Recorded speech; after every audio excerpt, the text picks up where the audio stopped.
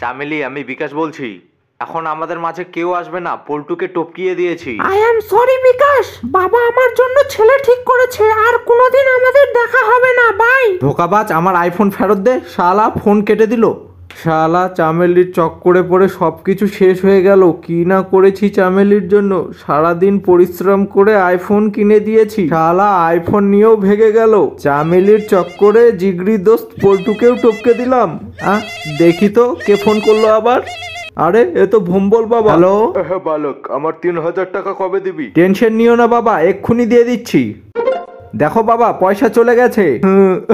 কি হলো রে বালক? সব শেষ হয়ে গেছে বাবা। যার জন্য বন্ধু পল্টুকে টপকিয়ে দিয়েছি সেই ছেড়ে চলে গেছে। যদি আমার বন্ধু বেঁচে থাকতো।